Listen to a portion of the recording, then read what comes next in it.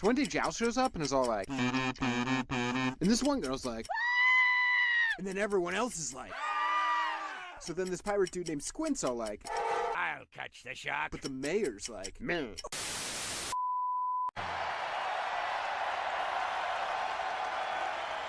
For the thousands in attendance and the millions watching around the world, from the capital city of the United States of America, Washington, D.C., ladies and gentlemen, let's get ready to rumble!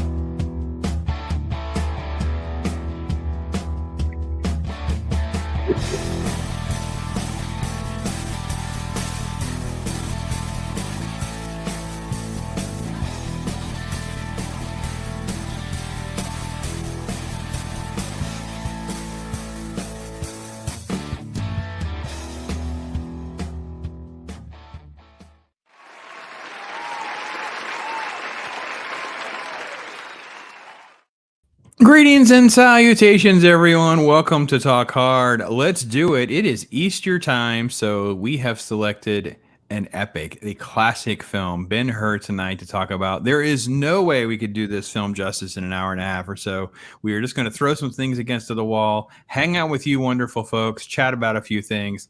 Thank you so much for being with us. It's going to be awesome. Brothers, thank you so much for being with me. Loki, what's going on, man?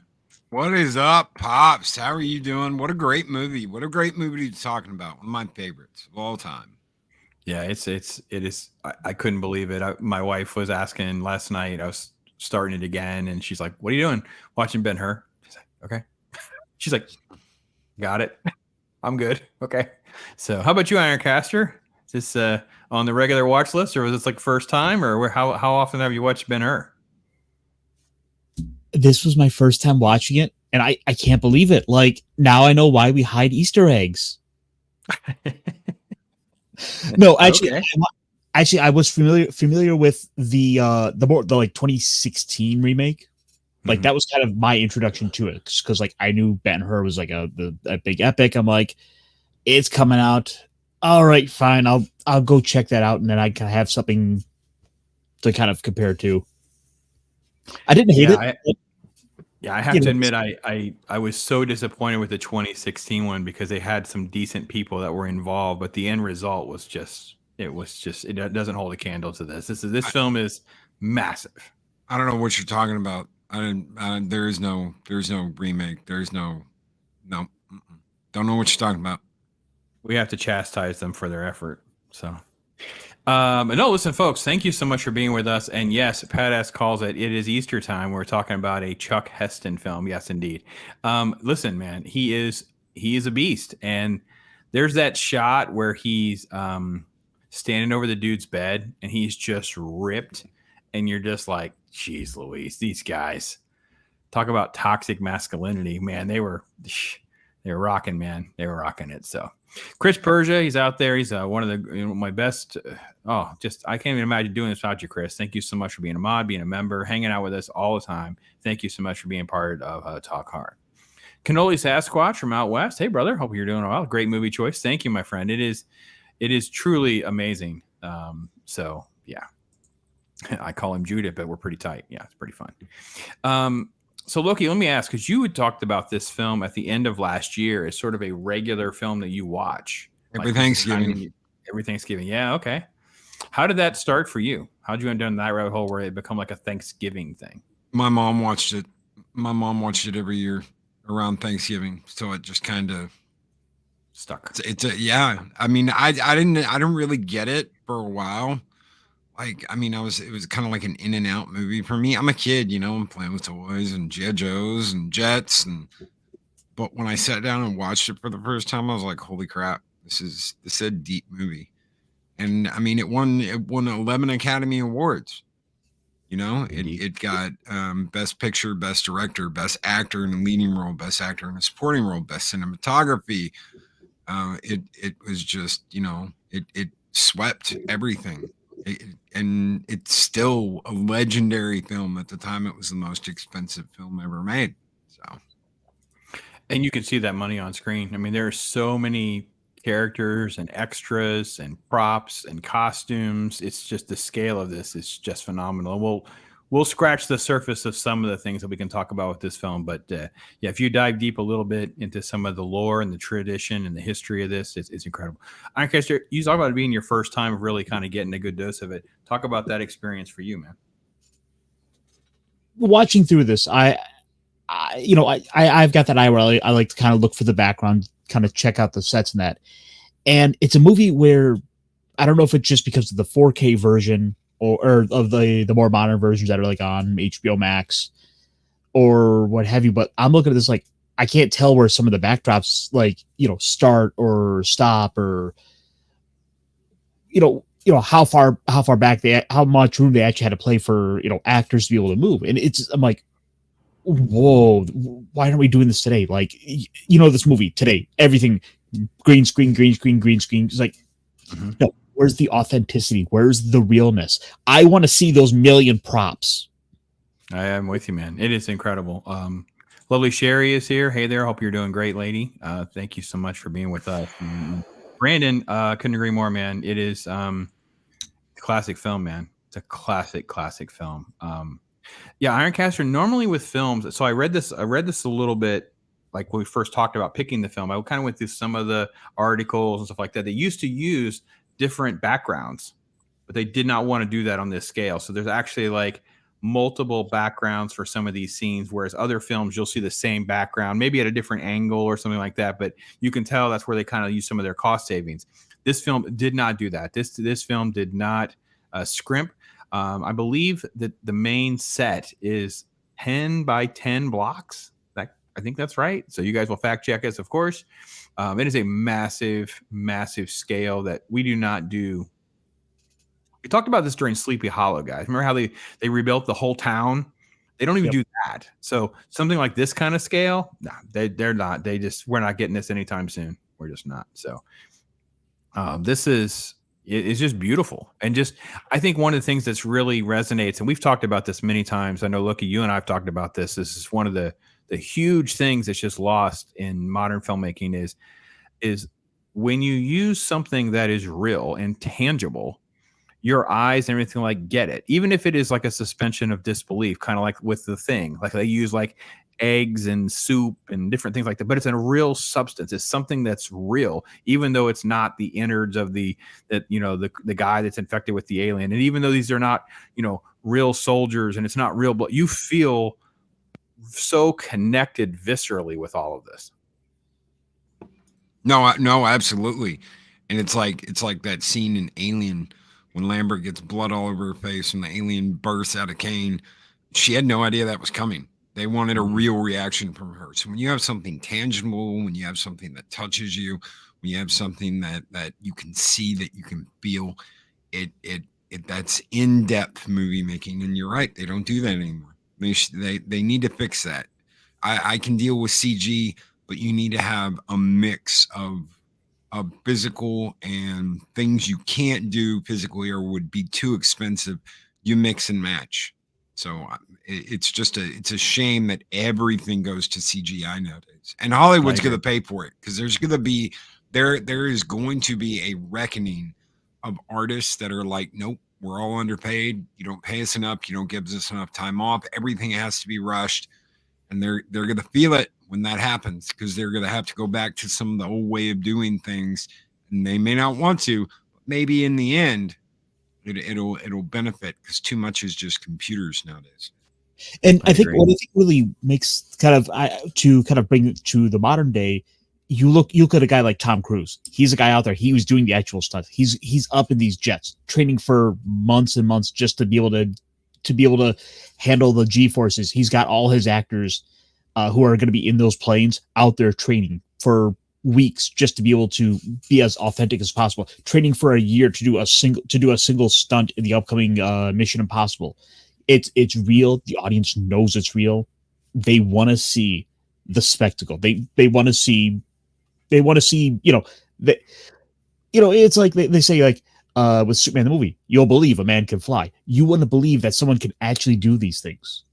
That all of this, and you don't get this commitment. Like Charlton Heston spent a month, and Stephen Boyd only got 2 weeks to train on being a chariot rider. To do this racing. Like, it just, the amount of scale that they put into this. I don't even think they do that.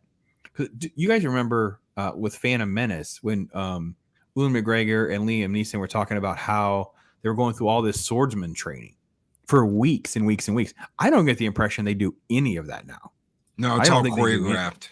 Yeah, it's so staged and whatever. And this stuff, and I want to say this too, because a lot of people might start hitting the chat, or you're catching comments, is the director was very clear with the shots that he wanted, but then he basically turned it over.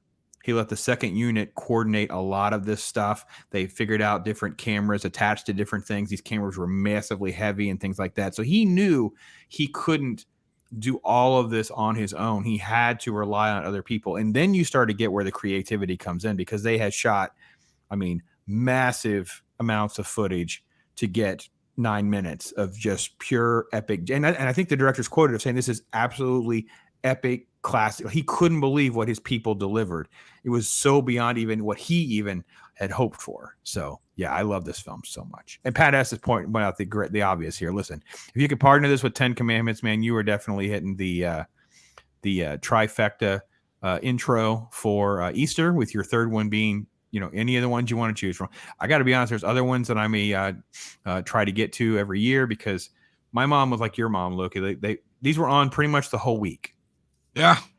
Grew up in, this is, and I didn't know, and I'm going to do my throwback Thursday this week on Passion of the Christ. I didn't know what passion was. I didn't know that term, right? This whole week long I knew the Bible story. I knew the Sunday school lessons. I knew the concept of these different events, but I didn't know some of the terminology. But I know she watched all of these different movies. Obviously these are the two that come to mind, but obviously there's so many others that are on this sort of scale. Yeah, it's just incredible. And the filmmaking back then, I just can't believe it. And he is something. This was beyond a mega blockbuster. So if you take inflation into account, and you take theaters into account today, how many theaters we have compared to then, what the population is now compared to then, it comes out, and I never do the math, so this is a one-off. You're only going to hear this on Pops' channel. You're looking at $3.2 billion in revenue that this movie would have made. If you just account for inflation and you don't account for the increase in population or the increase in theaters that we have today, it's $1.4 billion. That is what they made. So they made $147 million, but in 1959, that translates to $1.4 billion today. If you add how many extra theaters we have today, what the population is today, and then account for global box offices, that's insane. That's beyond anything Disney's ever done. That's beyond anything anyone has ever done with a film. Nothing beats this. I pulled this up. This is so this is actually only goes to 2020, but this is done by ticket sales, actual estimate number of actual tickets. And this is number 14 on the list with just under, it's like 98 million, a little over 98 million tickets. It's number 14 on the list. It's crazy. And I will say, just to have some perspective of scale, and we don't, this isn't necessarily a great talk hard choice, but maybe someday it's something that I definitely want to do something with. And just so you guys understand, Gone with the Wind had so many ticket sales. It's the only film that went over 200 million. The only film. The second place one is New Hope, which is at 178. So imagine that it made almost 25 million more ticket sales. So back then, even with the limited number of cinemas, even with the population and all those kinds of things, these films we're talking about, these are films that are in the top 15 of all time. How many people do you know who've never even watched this film? A lot. That's why we wanted to choose this. That's why we wanted to do this. We want to make sure people understand that this is not frivolous filmmaking, frivolous storytelling. Everything about this is so top tier. If you have a love of writing, the craft, filmmaking, all these are films that you should be watching. So, Ironcaster, what are some of the other things that you took away from your first screening? Well, one little kind of interesting little tidbit. When I was kind of laying out watching it, and I'm getting to the chariot scene, my brother kind of happens to walk in the room, ask me a question or something. And I'm like, "Hey, check what I got." I got my brother who typically doesn't have a whole lot of attention span to sit down and watch something, especially this long. Mm-hmm. But I got him to sit down. I got him to watch the chariot scene, and after that had ended, he stuck around a little bit longer, and it seemed like I was able to even kind of in a way reach through and kind of connect with him and show him, this just a piece of one of these legendary films. That's amazing. That's what it's all about, guys. Like I said, I've said this before. I think it was the member stream. I said, listen, if one person says, I saw your video and it made me want to go watch X, that's worth more than, I don't care about how many subscribers I have. That is so much more of why I would want to do this. That means so much more to me, is that type of communication. Someone just commented over something and it was like, I remember seeing this with my dad. Like it struck a nerve, kind of like what Loki, you were saying a minute ago. I used to watch this with my mom. That means so much to me to know that we can even scratch the surface of what that memory is for you, because that is kind of what why all of this stuff means so much to us. No, absolutely.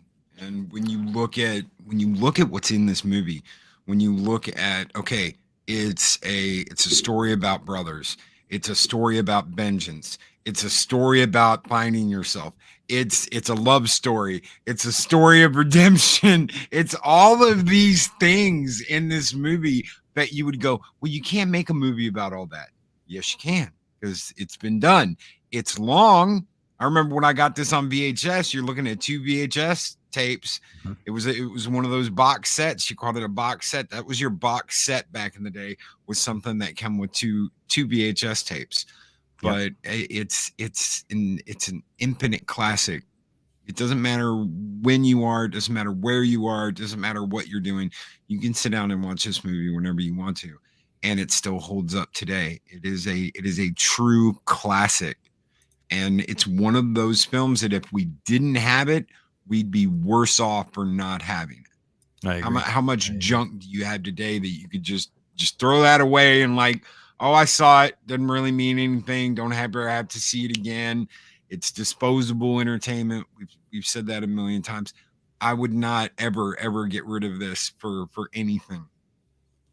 I can tell you that this is another reason why I wanted to, and I'm so grateful for us doing Talk Hard, why it's helped motivate me to just relive a lot of this. You guys that are members, Old Gamers here, I know Claude topped in and other folks, and it's like, that's what makes this fun for me, is that we can just really have moments to cherish. I mean, sure, I'll do my review and I'll talk about this or I'll talk about that, but reality at the end of the day, it's also about taking pause over greatness, right?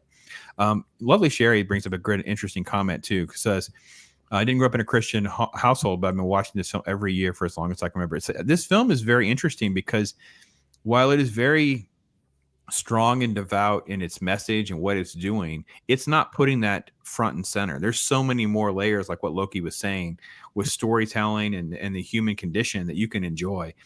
But I will say, and Ironcaster and I were talking about this kind of before we started, was how scripturally accurate all of this is. And I say that meaning, like the intro is, the birth of Jesus Bible story, nativity scene. And then there's a break. We fast forward to early Jesus era of what we're going to have here, and he gives him the water. Then you have the end here and then you end up at the end where you have like this crucifixion march through town and all those kinds of things. All of this is very scripturally accurate without actually putting all of that front and center. And I think what is really great is you get to experience the spiritual journey of Judah rather than them hitting you over the head. You know what I mean? It's that type of storytelling was really great. Ironcaster, because if this was your first watch, what were your thoughts on that part of it all, like the spirituality part of it? I mean, it was the spirituality of it it's ultimately one of the bigger elements of the story itself, but it doesn't go out of its way to sort of bash you over the head with it. Judah is Jewish. He is of the chosen people, and so it's weaved in a way that's very natural for who he is, who his people are, who his family is, and the implications that then has in the larger world here, interacting with the sheiks, the Muslims, interacting with the Romans, who definitely don't like them. Yeah, I think that it's such a great journey piece, right? We just move along to that. Let's say hey to Dega. The doctor is here in the house. Awesome to have you with us, brother. And Bobby as well. He's doing great. Never got around to watch it. It's on the list. Listen, man, now's your chance because it's Easter time. It's a long film, but it's because it is like, I don't know, Loki, couldn't you say, like, because you kind of ran down the list. I almost feel like it's 4 stories in one. Like it's all of the, there's so much meat in here. It's incredible. And that's why they can't, that's why any efforts to redo this, they're just not going to do this kind of scale any longer. Like you said, it starts out with the nativity. You basically see the birth of Christ, right? But then it goes on, and there's a guy talking to guy talking to his dad, and he's like, "Oh, he is out doing his work, his father's work." And I don't ever explain any of that. He just says he is out doing his father's work. And then you go to Ben-Hur, and you meet Ben-Hur, and you meet Masala, and they're talking, and eventually it gets to the point where Masala is arguing with him, and he says, "Joshua cannot save you now, nor David." And they're talking about how the world is changing. Rome is taking everything over. Your people will be persecuted if you do not bend to Roman rule. You don't have to be a history buff or a Bible buff to understand what is going on with that. You never see Jesus's face until the very end of the movie, and then you only see it when the lightning crashes over him after he's been crucified and it starts to rain. And you barely see it for a second. It's there to help you understand a story about compassion and forgiveness, because it isn't until Ben-Hur's in the desert and he gets this water from this guy who's just at this water hole in the desert. You know, they say he went off into the desert and he spent 12 years in the desert. Well, at some point, Ben-Hur crosses his path and he gives him water, and he doesn't know who he is, but because of that one simple act, it got him to the next point. It got him where he needed to go. And when he keys in on that and realizes that this guy that they're dragging through the streets, making him drag this cross, is the guy that gave me water. It's this revelation of, oh my God, I wouldn't even be here right now if it wasn't for this guy they're dragging through the street. And he rushes to give him water. And because of that, there's more redemption. Go ahead. And you get all of these. So there's a couple nods, right? So the one king. So when the 3 kings show up for the nativity scene, there's the one king, and that's the king that Judah knows, and he keeps showing up. So he's actually like a messianic Jew. He's a believer of Jesus. So he's sharing bits and pieces of this ministry without it becoming overwhelming for you at home or Judah. Like this is almost like factual stuff. It's almost like observational stuff that's come from the Bible. And then you have this when Masala is talking to the Roman leader, they were talking about some of the problems in keeping order, and he's like, but there's this one guy, I don't know, there's something about him, he's just different. That's all they say. They just keep moving, right? And I think that is what's interesting. Like when he gives Judah the water, remember the Roman officer just kind of looks at him and then just kind of backs away. Like he goes to whip him. Right. It's like he's going to go to whip him, and he looks at him and he's like, nope. Bad idea. Right, because there's just this compassion and this kindness and gentleness of in these stories, and this is why I've always said that, you know, the life-changing thing for me personally, and Mrs. Pops was here, she would tell you, because it really was her quote that changed our lives. Because she said, and I can never forget it, I've been blaming God for things people did to me.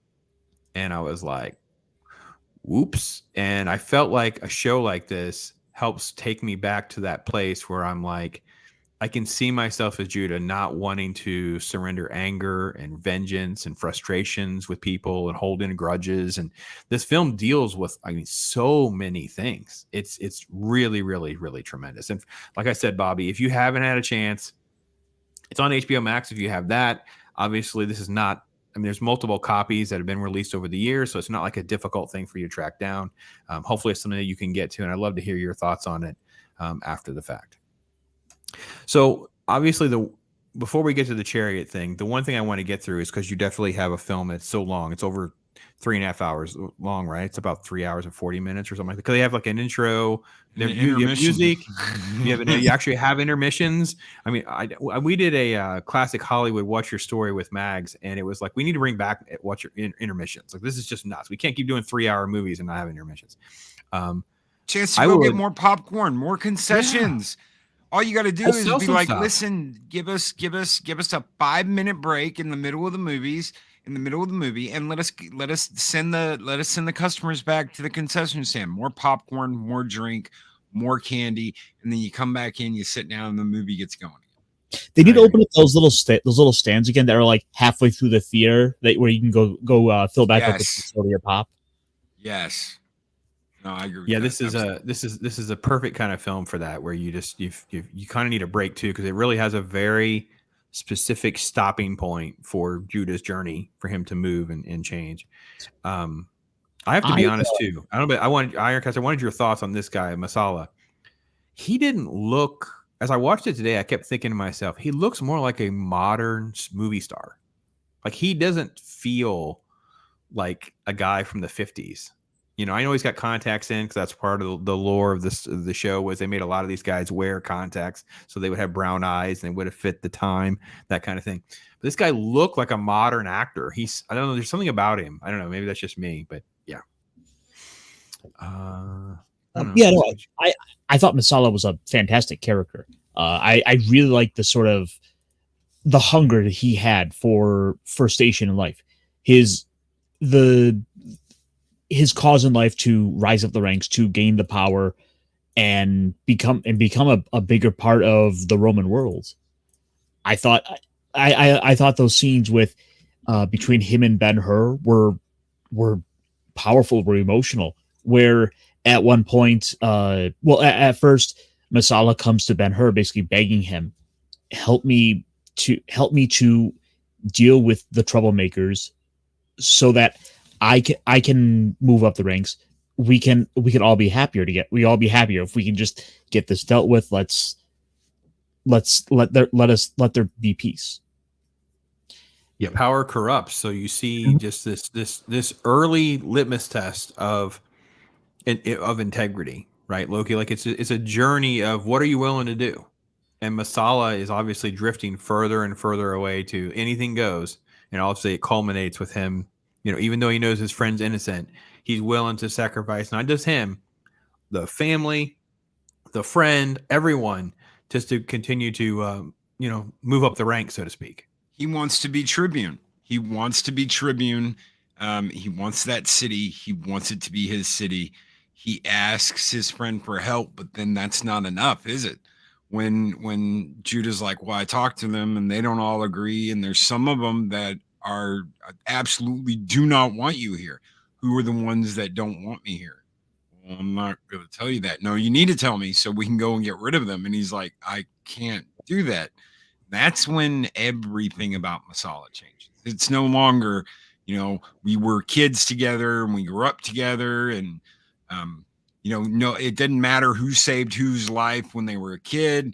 None of that mattered. All that mattered is, this is what I want, and I want you to give it to me. When he said no, all the rules were off the table. He's going to get it any way he wants. Decepticon, I don't know if that's true or not, but holy crap, I'm glad I have my copy. I've got the anniversary one.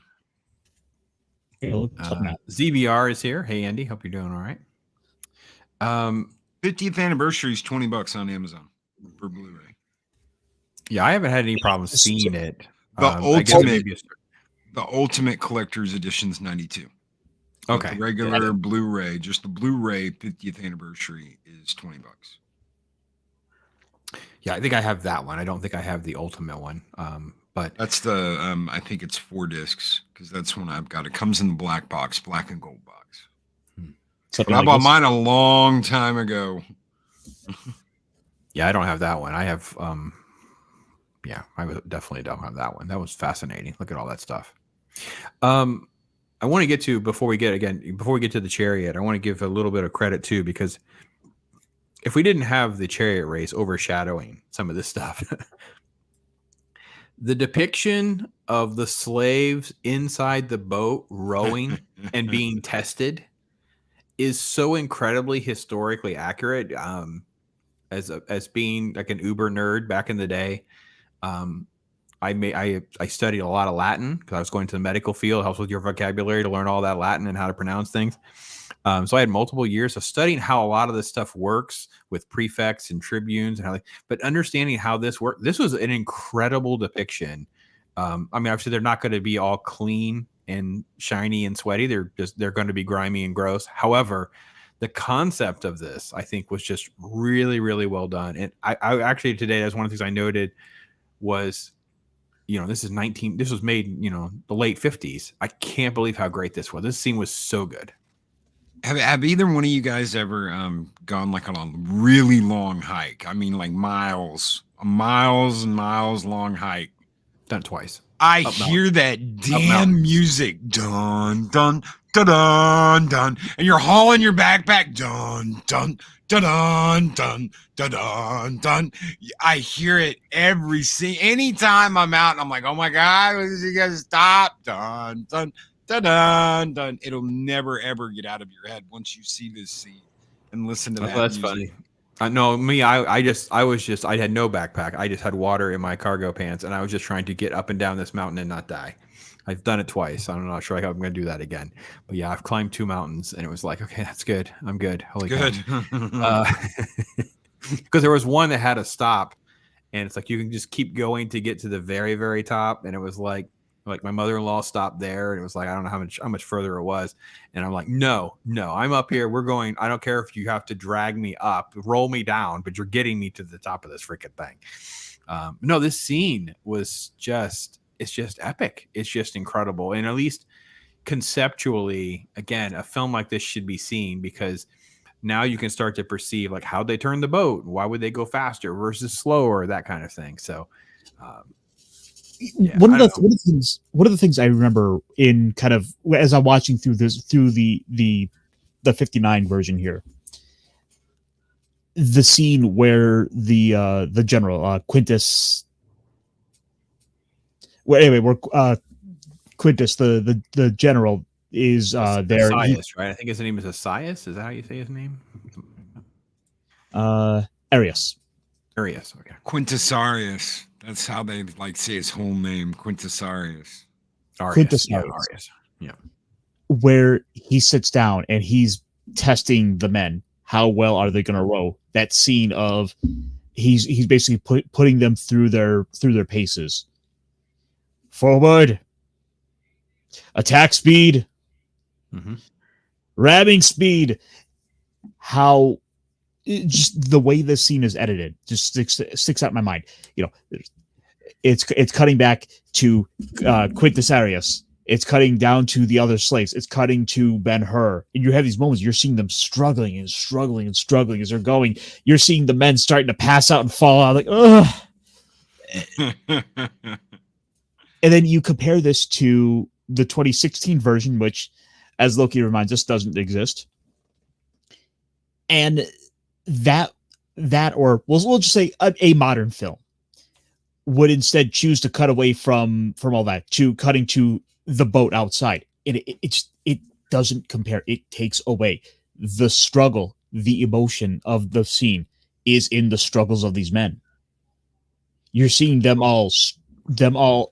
You're seeing the uncertainty of them all. Where are we in combat? As if I don't row, I'm gonna get whipped. You're seeing these men like be stuck in there having to row this. It works so much better in my opinion. Well, it creates the story for us all to understand how all of this operates. We understand the inner workings of this, what's at stake. We understand the humanity behind it all.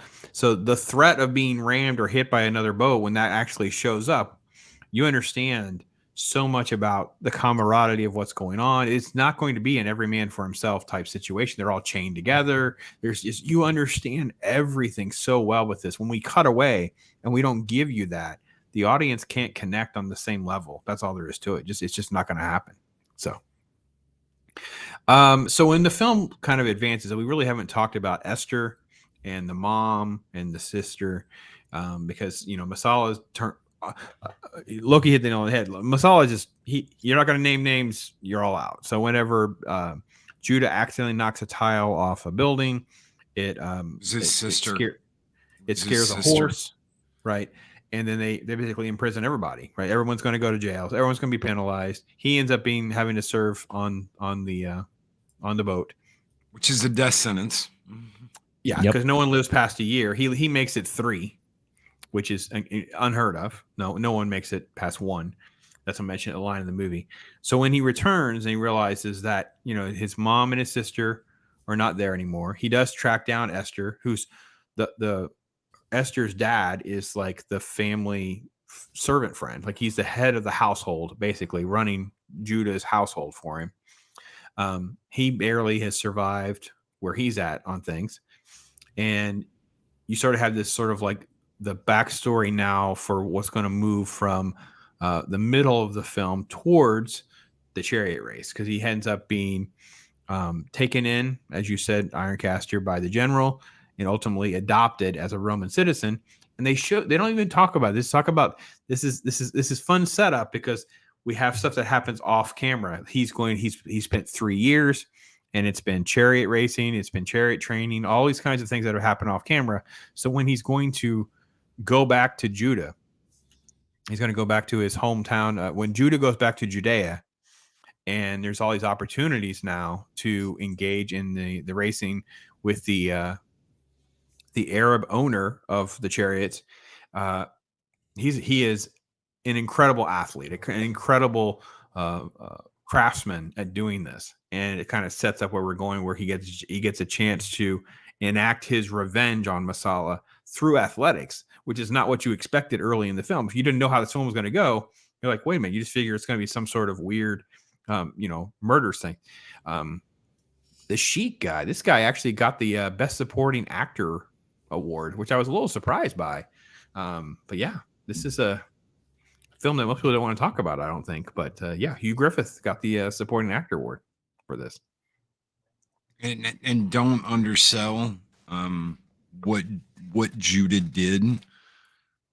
Not everyone in Rome was a citizen. So it's not like, oh, well, you were born in Rome, you're a citizen. That's not the way it worked. People had to earn their citizenship. And for a outsider, for someone that was not Italian, not Roman, to earn their citizenship was a big rarity. You had to do something exceptional. So him running in the circus, he had to earn that. Or it wasn't like just, oh, well, he had a successful circuit run, he can become a citizen now. No, he had to earn that through multiple victories, being the very best at what he does and impressing the Romans so much. They were like, we want you to be one of us. And he had saved the general's life. So it kind of starts off with that, because the general was ready to commit self-deletion and give up on everything, not even realizing that they had actually won the naval battle. He didn't even understand the scope of everything. But Judah's like, no, we're not doing that. So it kind of goes to this whole backstory of how bonded they are. And he basically becomes the surrogate son because the general had lost his actual biological son. And he kind of takes Judah on his own. And that kind of sets up the pretext on what allows him to go into the Roman circus and transition into facing the Judaea event as well. So So let's give it a fair shake, because we probably need to move to the chariot race, because this is incredible. This is one of the most, if not, I don't know. I don't even know what to say, because it's all practical. I don't even know what to say with something like this. It's sort of hard to believe this is actually happening. The chariot race is just it's rightfully so considered one of the best sequences. It's 9 minutes of practical effects. I think this may be the only film. I don't know if there's been one since then. It definitely was, for its time, the only film that ever won an Oscar for like best picture and special effects. So I don't know what film has done that since. Maybe Titanic did. I don't know for sure, but for its time, it's so far ahead of this. Look at the shot that you have in this still, which, by the way, I would love to have that one. That's a great movie still, where the chariot rider's thrown up in the air. It's just incredible. First impression?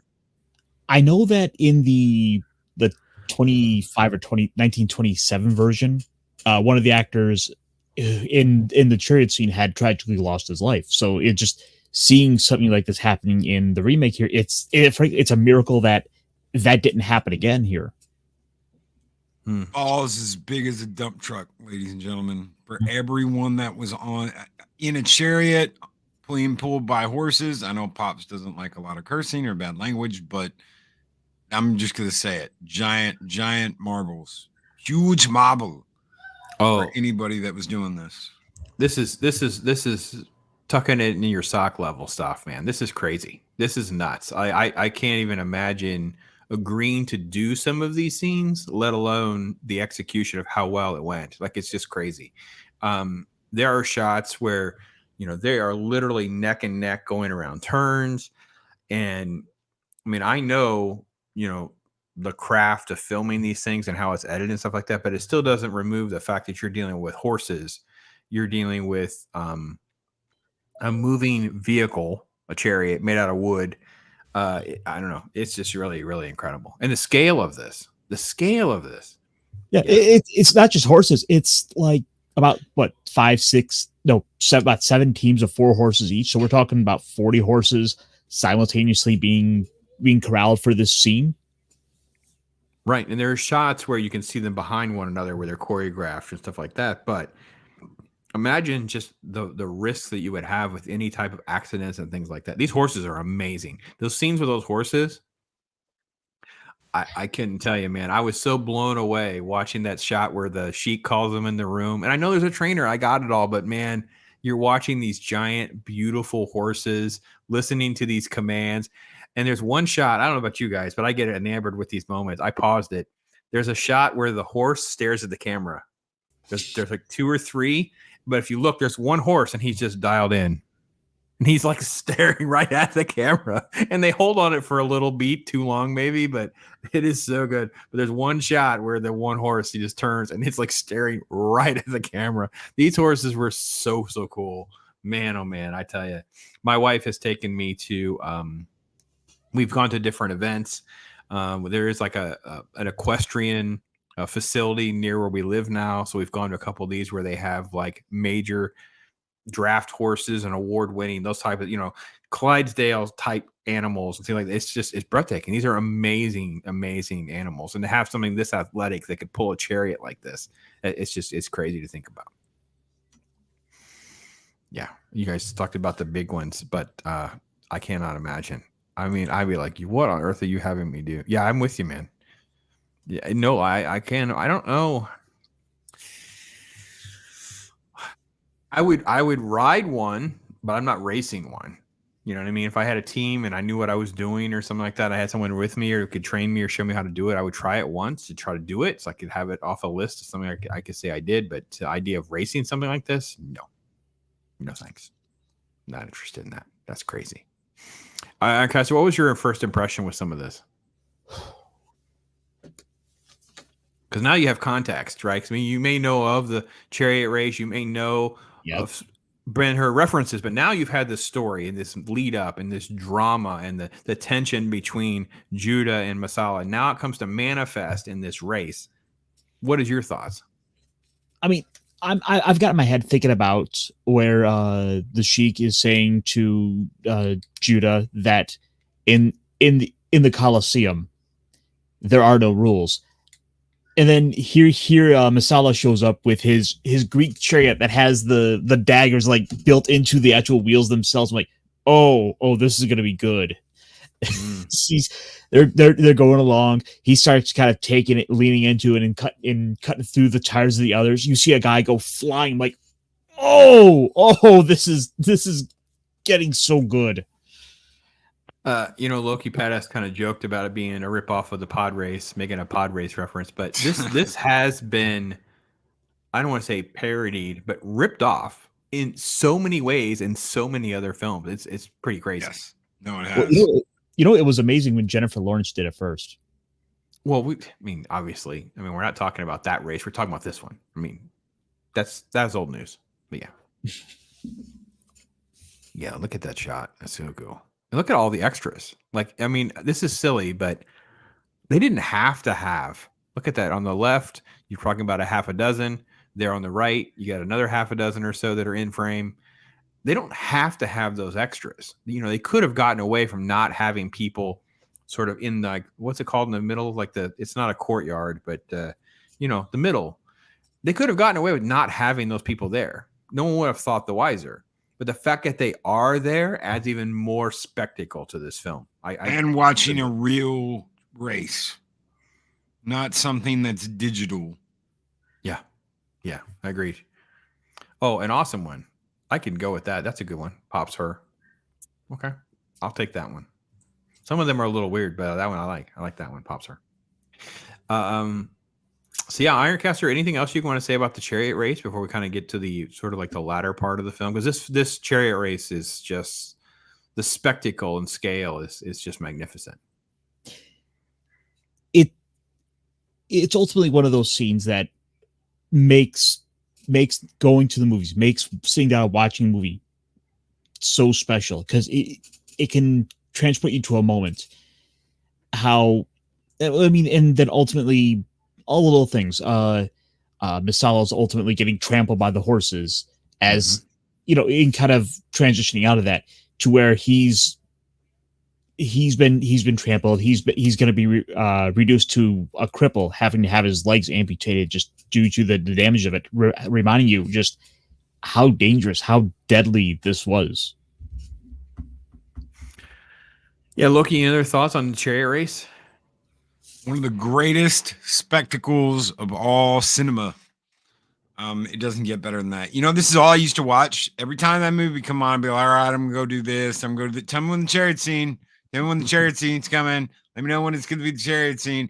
I'd come in and watch the chariot scene and then poop off to do whatever. Why? Because of drama. But I didn't get the drama. I didn't get all the emotion. I just didn't get it when I was, 8, 9 years old.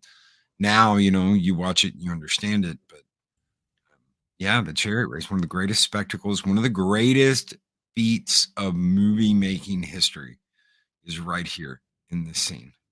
Yeah, I agree. I can't believe it. It was so much fun rewatching this today. 9 minutes of just bliss. It was just beautiful. I was reminded of I was trying to think of some other films that are sort of Ruben says it right there. Best scenes of all time, like these best moments. Hey, Ruben, by the way. And I thought about Bullet, the Steve McQueen movie with the cars and how they use real cars or slamming real cars into this chase scene that goes on forever and a day. There are some, but this one is definitely in that conversation, and your list is null and void if it doesn't include this scene. It's incredible, just incredible. The film transitions out of the chariot scene into the rest of the drama now, because you have the fallout of Masala, because Masala is, failing breath, is trying to figure out how to get back at Judah, and he basically just says, "Oh no, you thought your family was gone, but they're not. They're lepers." And now his world's turned upside down, because it's even more painful to know that his family's they're outcasts. They're not going to be able to, be touched. He's not going to be able to be with them again, that kind of thing. And their transition here is then they start to go full circle back to the Christ story. And if we can get to this individual, then maybe there's hope. Maybe there's hope. Which again, these characters aren't necessarily in the Bible, but the concepts are, as far as, the leper that's seeking hope, the woman that pushes through the crowd just to get near the robe, things like this are definitely scriptural. So you see all of this stuff working, centering around his love for his family, willing to sacrifice, willing to do anything for the loved one. And then you move into, by the time that they're doing all of that, of course, it's too late. It's sort of like the trial of Jesus is already happening. You already see that Barabbas has been removed, and they're already going to sentence Jesus. And it is a great cutaway for those of you that know Scripture too, because the scene is right after Pontius Pilate has washed his hands of this, which is the metaphor, right? He washes his hands, and you see him doing that, drying his hands. So if you don't know the context, you don't necessarily get the extra meaning, but nothing is there that's, derailing the scene, per se, which is, again, good storytelling.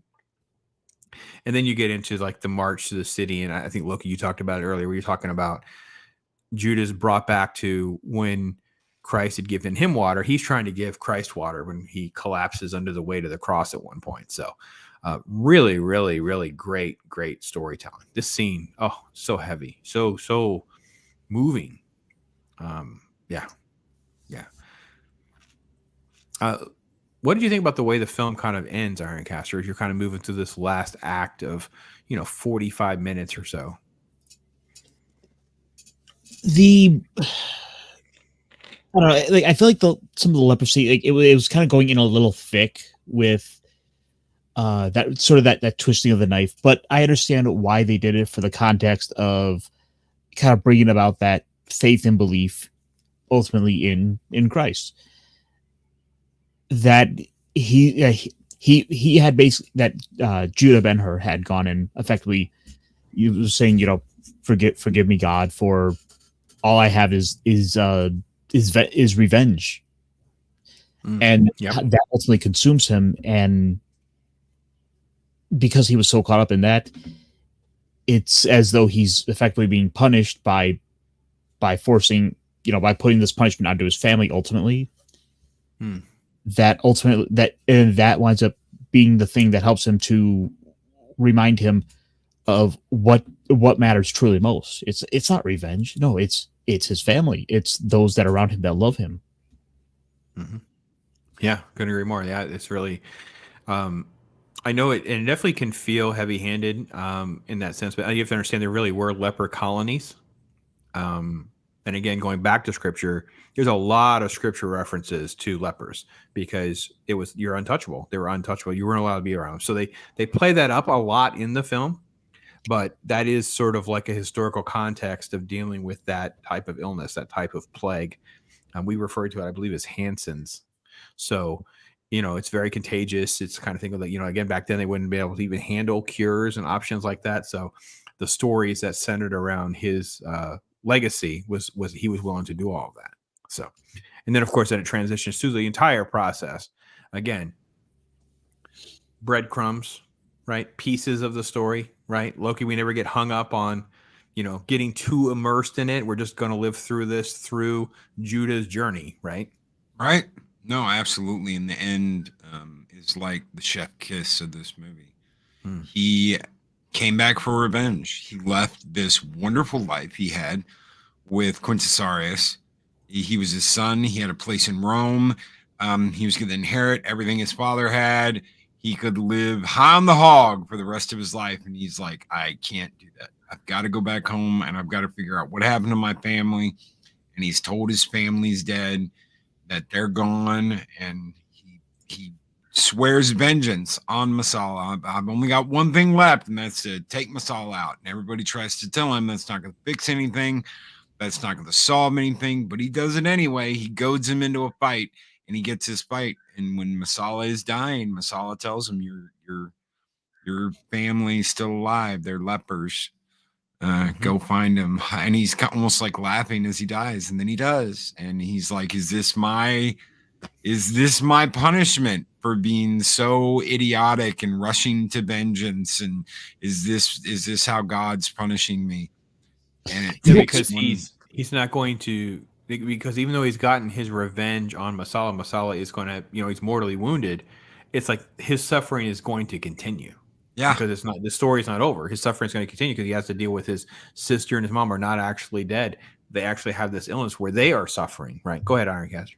Oh, I was going to say one of the other prominent movies we've discussed that comes to mind is The Wrath of Khan. Mm-hmm. Mm-hmm. Mm-hmm. Yeah.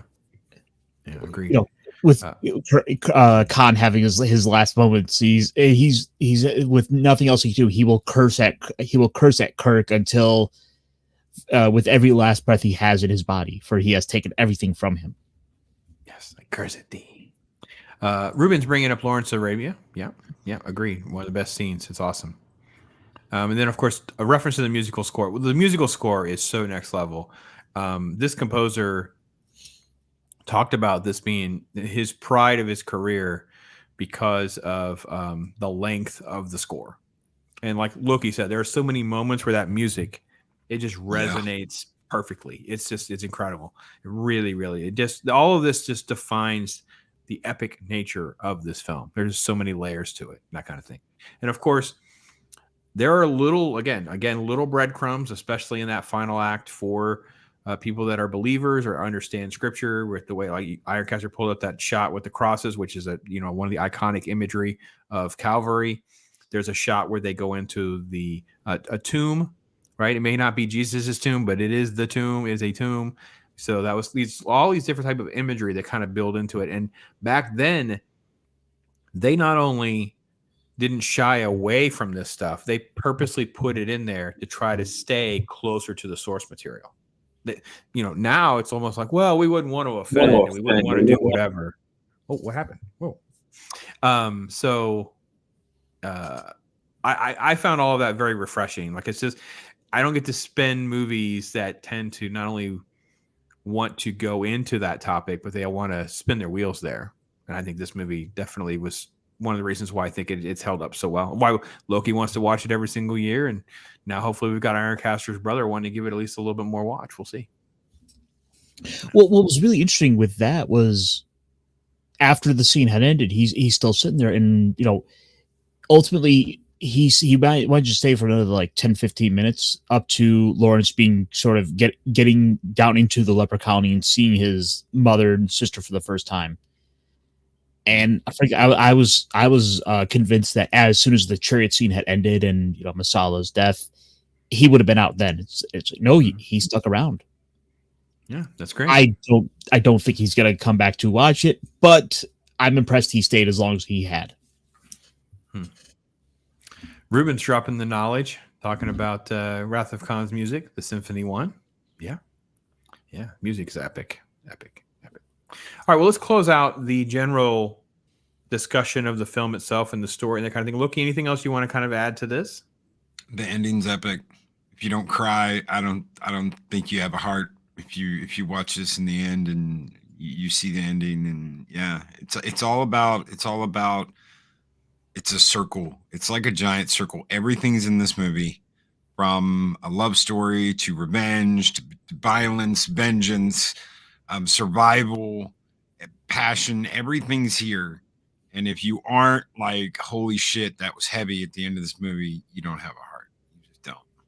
The redemption story and things like that. And again, as a believer, this is a time where that we're supposed to be called on to be responsible stewards of our faith and think about that, like really dwell on it. This is kind of the backstory of giving something up for Lent and spending more time with God and being more prayerful, being more mindful of what all this is to get to that redemption point. And this is like you said, that imagery of this scene as it kind of comes to play without ever becoming anything other than just paying respect to it. I think it's really kind of how I felt. So what about you, Ironcaster? Any other last thoughts before I kind of move away from the film itself? I mean, just the obvious stuff that I look at this thinking that, this is a movie that I could not imagine modern Hollywood being in any way okay with making or having out there. And it's a tragedy, really, that nothing like that, just that the thought that they wouldn't dare touch anything like this today. Yeah, I couldn't agree more. And the irony is they really could do all this kind of stuff very, very easily. Chris Perger, redemption. And Jedi Bill is here. Hey, Jedi Bill. Oh, you're doing all right, Bill. There are so many I've actually been doing some work on something, and I was reading about David, and they always want. I mean, every other thing you hear about, it's almost like, well, do they want to make a Game of Thrones? Because you feel like that's kind of what they want, right? They want that next thing. There are so many pieces of the Bible that are rated R. They're just these violent, war-torn moments with deal with redemption, with deal with the paying the price for someone else's mistakes and sins and all those kinds of things. And I was reading about David, and one of David's sons decides to manipulate and do an essay assault on his half sister, who it's learned that the other brother finds out about it and murders that son. So this is not stuff that's like PG, like it's stuff that gets skipped around in most churches and things like that. So there is plenty of fodder here for some really interesting, challenging stuff to deal with. Like you said, redemption, love, hatred, vengeance, all of these different emotions are there. And this is one of the reasons that all this stuff resonates with so many people, because they know, they live it out every day of our lives. We're going with this kind of stuff. So Ironcaster, before the show, he pulled up a nugget that really gave us a snapshot of how big this film is. Because, I mean, we talked a little bit about ticket sales briefly, but a film like this had this massive budget, had this massive box office, had an awards run, went out there and did all of that kind of stuff. And I really didn't really think much about it, but you really kind of made me really happy that you did. And I'm glad you did too, because we talk a lot about Jaws, because Jaws is probably the film that scaled up merchandising, at least kind of the first time. Oh, we're still here. Yeah, there we go. This is a recast of the playset. This thing is freaking incredible. I am so excited to see this thing, because the way they have the marketplace set up before you go inside the arena, and then what's inside the arena, and then there's the different chariots, and go through a couple of these images, man. This is a blast. Look at how detailed this is. I wonder if Mrs. Pops would let me put this out for the kids. I don't know if she'd let me do that. My understanding is that at the time, the market that was like full swing marketing. There was like a Ben-Hur chocolate bar. There was apparently the Ben-His and Ben-Hur towels. Wow, that almost seems sacrilegious to get into this level of stuff. Like, I actually would have thought that was like a joke, a spoof, right? But I guess not. No, huh? No, that was a thing that they apparently had done. Yeah, there is a Ben-Hur chocolate bar. Look at that. Huh? Interesting. Yeah, I don't know. I guess I never. I mean, I knew of these type of toys, but I don't think I've ever seen one. That is an incredible scene. I'm so blown away at the detail of this marketplace. We were chatting about this, this little vase on the right and some of the different things. This is so incredibly detailed. I love all of this. Listen, awesome. When you behave, you behave, you behave. Show me a couple more, Ironcaster. I'm excited about this thing. You forgot the her awesome one. You got to have the her in there.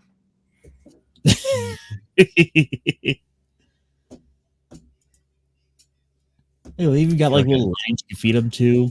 Yeah, lions and tigers. You can't have a coliseum or a circus without having the animals as well, because it was all one general area. It wasn't like, my favorite story was always that they would flood the actual coliseum and do naval battles inside. That to me is the one that does. I would love to see that brought to life in a film. So I was looking on eBay. There's a playset on eBay for like $239, so $250 or $60 after shipping. It looks like the whole playset, but I'm not going to say it's all there. But yeah, it's out there. Let me see if I can pull that up real quick. So I found that one. There's tons of people that have pieces of it. So, I mean, considering just how popular this movie was, I have to imagine in like 1959, 1960, this was probably one of the most in-demand toys. Is that a catapult? It's like a catapult. That's a catapult. Yeah. Look at the details on this, Loki. That's like a little gate. Look at the little flip up gate where the animals can go in and out of, where the lion and the tiger are. These chariots, man. Look how detailed that is. That is so epic. This is really cool. I'm so glad we did that. Pop's going to be ordering a play set sometime soon. Not for $260. Oh. No. Got a big comic book deal coming, though. So we'll have that to share here relatively soon. So Scott made it. Awesome, bro. Thanks for hanging out with us, brother. Hope you're doing okay.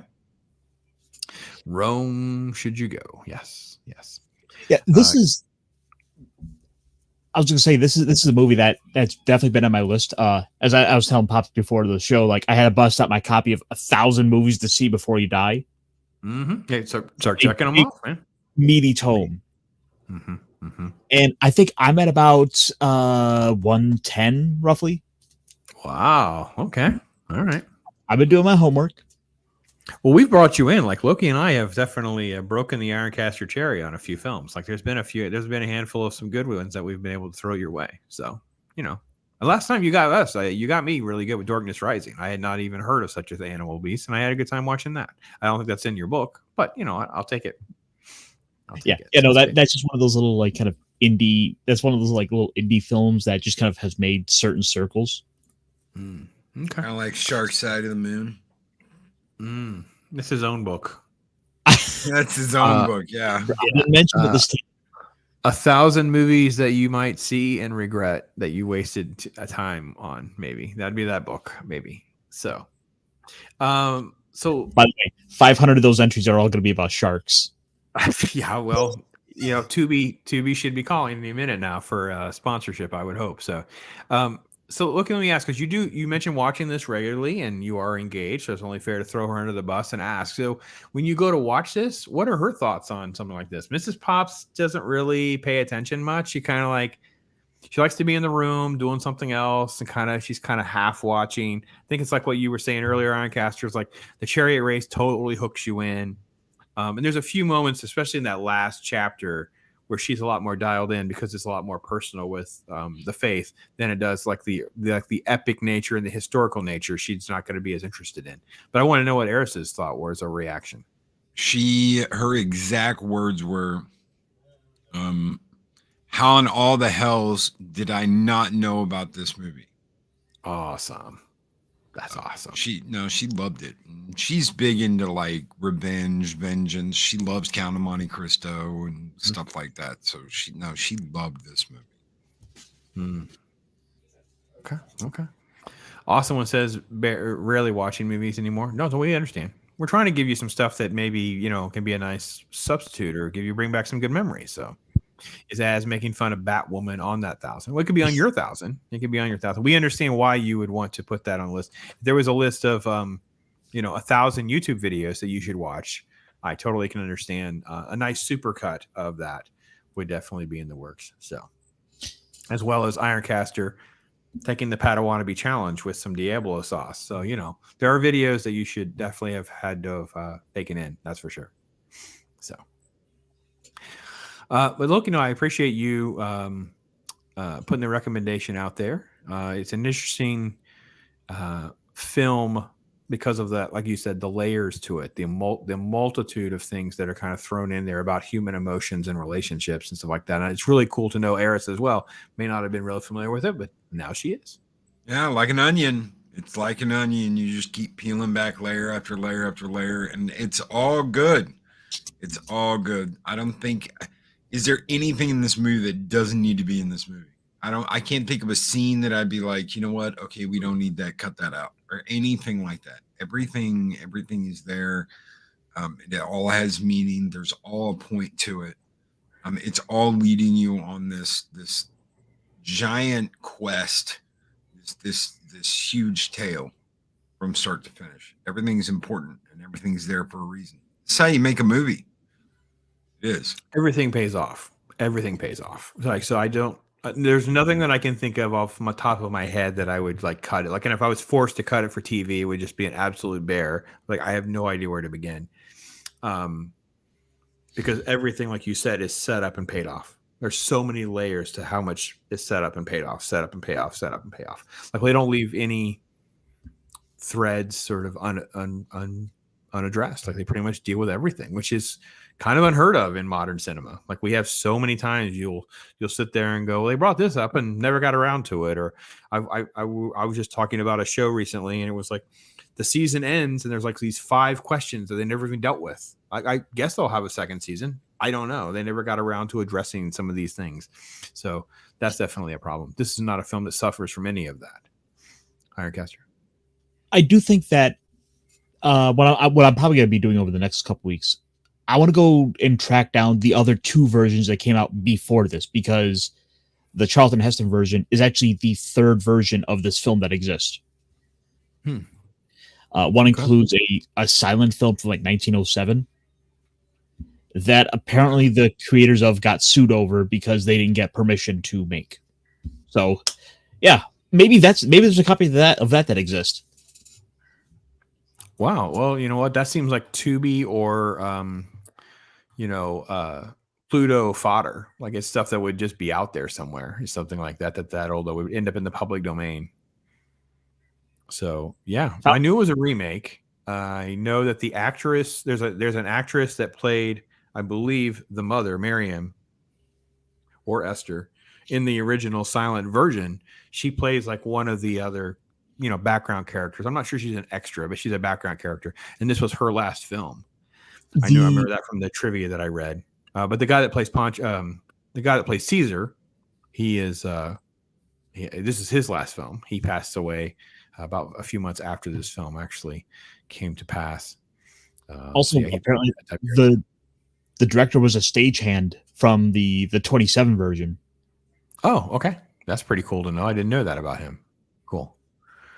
Yeah, William Wyler is just one of those OG filmmakers from back in the day. Won multiple Oscars, and he's not a name anybody talks about. And I know that I watch a film like this, and I always think to myself, I cannot imagine trying to manage the scale of something like this. Imagine the amount of work that you would have to do to try to keep track of all these different departments and trying to bring everything along and on speed and in the same tone and the same styles and all these different things. Like it's incredible. The scale of what was happening back then is it's kind of beyond my comprehension. I can't even fathom it sometimes. Where are you at on this, Loki? I know you're going to be more familiar, I think, than Ironcaster.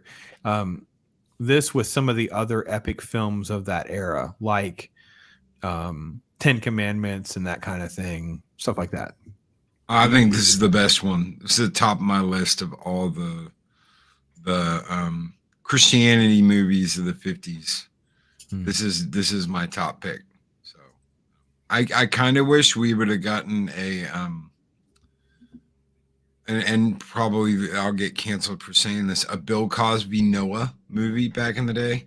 But that's like the early stuff from when he did the Wrecker stuff. I used to love hearing that, where he's like, Noah, yes, you need to build an ark. Who the hell is this? This is God.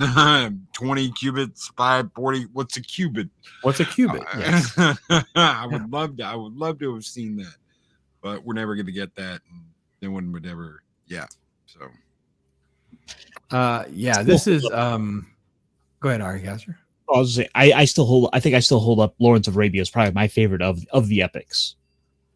Oh yeah, well, of the epics, I don't think it's really a biblical epic, but yeah, I agree. It's definitely one that is on a different level and scale too, as well as just a great film. I will say this though, again, I think I'm going to be biased, so I'm not going to say you'd have to adhere to this, but I will say that I do enjoy Ben-Hur and 10 Commandments more, but that's again because of my faith and my beliefs. So just for the personal nature of it all, those strike a chord for me.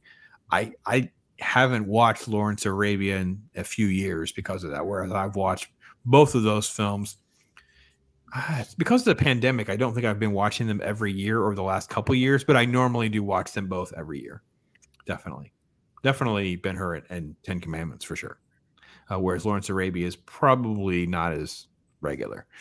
But yeah, I like it. I'll enjoy it. So yeah, guys, we knocked this out. It'll be an Easter week. Lots of things to kind of look forward to and talk about and that kind of thing. And I know that not everybody is into necessarily their faith, but I will say this: Ben-Hur can be enjoyable by anybody. That's another reason why I think this film has been so timeless, is because you don't have to be strong-armed into anything or anything like that. The faith is just, you know, part of a backdrop about a human story and a journey. And as Loki, I think, very well explained all the different emotions and the gambit that kind of came from that. So any other last thoughts, Ironcaster? If you haven't seen this, then don't miss out. This is the best time of year to go see this movie. Yeah, I wish I'd seen this in the theater. I know it replays for anniversary screens and things like that, and I have never ever seen this in a theater. I would love to. I'd love to see it on a Fathom Events thing. I just haven't gotten to one. So they have some good films coming up, by the way. If you haven't been over to Fathom Events, Return of the King and Big Lebowski are within the next couple weeks. So if you're a fan of seeing either one of those in a theater, haven't gone for a while, 20 and 25th anniversary respectively, those are out there. They're both really, really good. So there are some really good films and fun films coming up over on Fathom, putting together stuff. And I think there was one that you guys were talking about. I'm going to have to pull this up. The Moving Castle. What was it called, Ironcaster? The one you wanted me to watch? Howl's Moving Castle. Howl's Moving Castle. That's the one. It's going to be in theaters later this year. Fathom Events is doing the screening on it. Like I'm pulling up Fathom Events right now, and I'm seeing a couple of them in like July and August that are some of my favorite films that I think would be worth going to see. Nazca, The Valley of the Winds, Castle in the Sky. They're also coincidentally playing National Lampoon's Vacation that same month.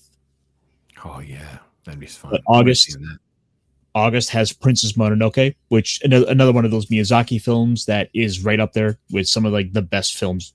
It's the best animated films ever made.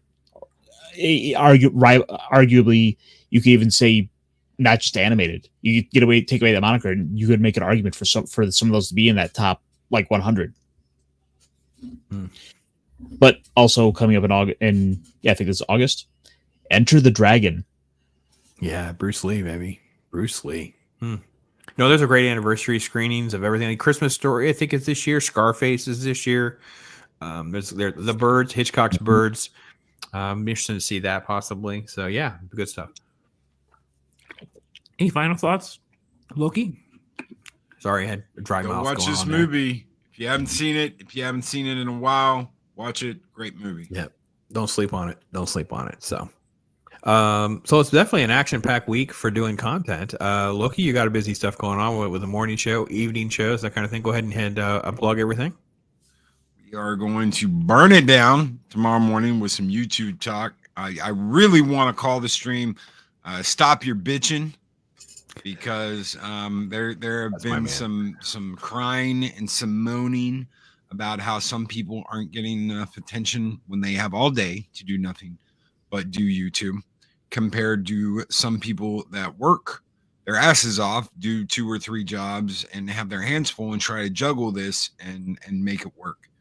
So there'll definitely be some setting of the fires underneath the asses tomorrow. I can't imagine there won't be at least 2 or 3 people that aren't pissed off at me after I'm done. Tomorrow night will be the comic book roundtable, and then we're going to do Thirsty Thursday with this guy right here, right next to me, Pops, where we're going to be talking about cartoons from the 80s, namely Transformers and G.I. Joe, shit like that. Shit you watched when you were growing up. And then we're going to do, me and Adega are going to finish up. I don't know what Adega is going to do in particular, but I know I'm going to finish up with the Jack the Ripper stuff. We went over last couple of weeks. We went over Jack the Ripper's victims, how they never caught him, and then who all the suspects are. We've got 3 more suspects, and that's going to be done. And then we're going to move on to some of the greatest heists of all time. So, Robotech, what a great reference. Robotech. Oh yeah, awesome. Monkey Jeebus here. Monkey Jeebus tomorrow is me finally delivering. He had recommended us having a comic book talk about Kingdom Come, Marvel's, Earth X, that Alex Ross beautiful painted comic book. So that's a comic book talk tomorrow at 10:15. Most of my videos premiere or debut right after Loki show at about 10:15 most days. On weekends, it's earlier because of the weekend. But yeah, that is tomorrow with Roman of the Empire as my guest. He'll be joining me on that. Yeah, different cartoons. So yeah, I'm definitely down the cartoon rabbit hole. As many of you guys know, I've been doing the Saturday morning cartoons with Batman and X-Men, but I've been squeezing in people's opinions and comments about other things. I've also been doing special clips. We talk about different ones. Loki and I were talking like off record about me getting a physical copy because I didn't have a physical copy of the Transformer box set and things like that. So I want to make sure I kind of get input sometimes on which are the better ones to get, because they're all on Tubi. They're all out there digitally. I have a lot of them already on digital, but I don't have a physical copy. With the kids, I've been really, really getting into it with the kids. Hanna-Barbera stuff, streaming, like, I mean, all sorts of shows that are just, I mean, they're cartoons on pretty much everything. If anything ever hit, they made a cartoon. Like the Dukes of Hazzard had one. The Attack of the Killer Tomatoes had a cartoon. Everything you can think of. There's something that's out there. It's been pretty crazy, and it's been a lot of fun for me to relive that. And of course, the cartoons. And I did share a quick commercial because that's one of my fun parts have been including some of the commercials. So this, before we go, here's a little tease of one of those retro commercials to get you excited or having one to go back into and take a peek. Here you go, guys. You say you want to be a street fighter. You're no street fighter. Not until you master the 6 world warriors of the Street Fighter II handheld game. 100 hand slaps and rolling attacks, fireballs and hurricane kicks are your weapons. Beat 3 in a row. Zangi, Honda, Blanca. Then we'll talk. Street Fighter II handheld game. New from Tiger. Batteries not included. I had that. So awesome. So awesome. A little bit was, so it was, Mighty Mouse was was the second trip. She was spent with this. Now there's been 3 different trips with the grandkids. The second trip she did Mighty Mouse. This last trip, she really enjoyed. There was this little cartoon, and it was called The Littles, and it was about a kid who had these little tiny elf-looking things that lived inside the wall of the house. There'd be all these adventures. That's the one that she really gravitated to and wanted to keep watching that. And then I tweeted the discs. I have the physical copies of Wacky Races. Was a home run. Pops, can we watch more Wacky Races? There's 3 discs, so there's like 30 something episodes, and it was like, oh yeah, you guys can watch as much Wacky Races as you want. Would you like some ice cream? What else can I do for you? What else can I do for you, your kids? So, awesome. Ironcaster, what's going on with you, my friend? What's going on the rest of the week? Oh, let's see. I'll be on in a little bit with Dash Bell, Vlad Steakums for his podcast a little later. The Transylvania Mosh Pit, where we'll see what we're getting into. A little bit of nonsense, a little bit of just kind of jabbering on probably about Universal monsters and sexy comic girls, I guess. Friday we'll be doing the Friday Night Comic Shop stream with Nick Weiser and Clobbering Times and a few other people. And we have an Indiegogo comic we're looking to go and advertise. Give me 1 second. I can actually have the name up here for a second. Scott, love the Snorks, by the way. Snorks were definitely like my sister was so into the Snorks. Like it was huge for us. Yes. We are promoting Jupiter by Jason Sandberg on Indiegogo. Cool. Awesome. Yeah, I'm going to show off another Indiegogo. I mean, I get the video done this week. It may have to be next week because I got one in the mail. I was like, oh, I finally got one of these. That was one that I've got a long time ago and finally showed up. So I have one of those to do as well. So very cool. Very, very cool. So yeah, tomorrow's comic book day. So yeah, I do comic book top at 10:15. I have one review done. I'm still going through Gunslinger Spawn, which by the way, I cannot recommend enough. All of the Spawnverse stuff, the modern Spawnverse stuff is a blast. Even when things are sort of drug out or a little slow as far as the story goes, it is 1990s art and crazy and silly and fun. It's a great ride. Definitely the best modern series of books. I don't know that I would pick King Spawn over Gunslinger Spawn or not, but they're both kind of fun. Now that I'm 10 to 12 issues in, they kind of tie in now to Scorched, so I'll be picking up the third one now. So yeah, and I may be doing a special like a behind the scenes video or something here soon over some older Spawn issues that I had just found. It's like, oh man, I hadn't talked about these. These are a blast, by the way. These are a blast. I can do that. So that's kind of the week. Yeah, headed into a lot of stuff. Yeah, what are we looking at here? Oh, this is Spawnverse. Yeah, so it is a blast to read what feels like the comic books that I loved and enjoyed, 30 something years ago. It is just a lot of fun, and it's great. Really having a great time with it. And yeah, I do not have a Watch Your Story this week. We'll have a Saturday morning cartoons, but I don't want to have a Watch Your Story. It's Easter, so we'll have a video this week. But I will tell you that I got some folks on the line to come on, and yes, Arwen is coming, and yes, she is going to do the Padawan challenge with milk. But yes. No, thank you. Yeah, I know. No, thank you. Yeah. So, and if you're a member, make sure you head over to the channel, look through your member videos, because there is a super cut that I put together of us all doing the Padawan challenge. So if you're not a member, make sure you head over there and check that out, because it was a blast. So anyway, okay. Yeah. All right. All right. So I think we're good. I think we've got some fun stuff coming up for you guys. We're going to be doing They Live next week. That'll be the John Carpenter film that it's almost like on the nose. I'm a little concerned about this film. So I thought, well, we should probably knock this one out before they take it away from us. I feel like this is going to be one where they'll try to lock down, because it's like, man, talk about on the nose with propaganda and just interesting stuff. So I think it's going to be a lot of fun. We love doing that kind of stuff. And because Persia's not doing it, huh? No milk. All right, Chris. All right, just saying. So yeah, strawberry milk. You'll be safe. I cannot imagine. She asked if it could be chocolate milk, and I'm just like, I don't think you understand how, I guess, gritty it feels. Like there is a taste, but it's not like it's really overwhelming. There's not much taste, but it's this like grittiness that it just dissolves to, and to have that with like milk, which is like thick, I'm like, ugh, yuck.